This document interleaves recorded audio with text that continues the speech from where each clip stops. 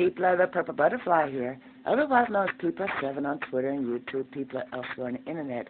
And my blog is located at purplebutterfly-people.blogspot.com. And my soaps can be purchased at people.etsy.com. And I'm here to introduce you to an oxymoron.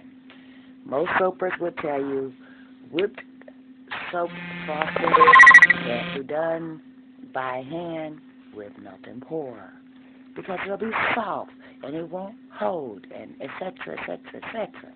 And it'll drill too quickly. And look, guess what? Solid too.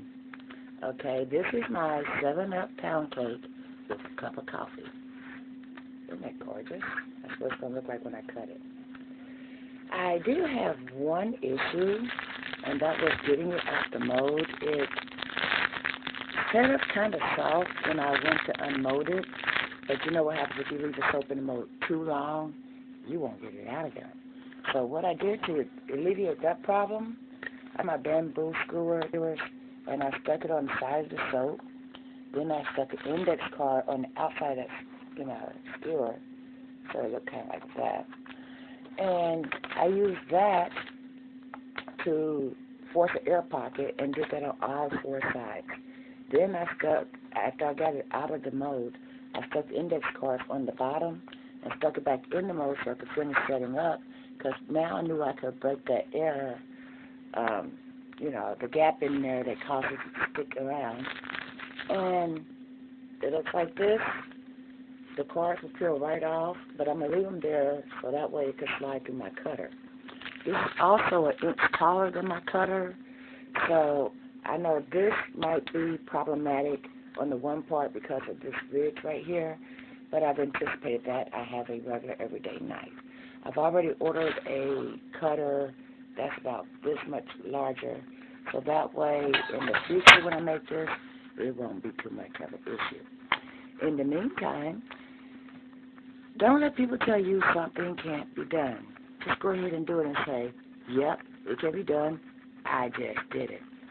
So, anyway, I'm going to go chop this into pieces. My solid whipped soap frosting 7-Up pound cake with a cup of coffee.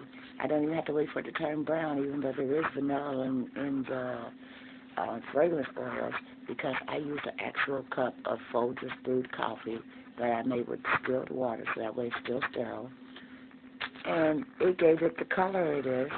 And then the fragrance oils will continue to turn it brown naturally, so I don't have to worry about, oh, well, the coffee dissipated, now it turned light the moment they used it. It gives it an immediate coloring without having to use chemicals.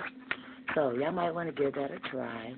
On the frosting, I just use peppermint, coffee peppermint, but there's no vanilla in it, so that's going to stay white. So stay blessed, stay tuned. Don't forget to rate, comment, subscribe. Have a wonderful day, and Merry Christmas.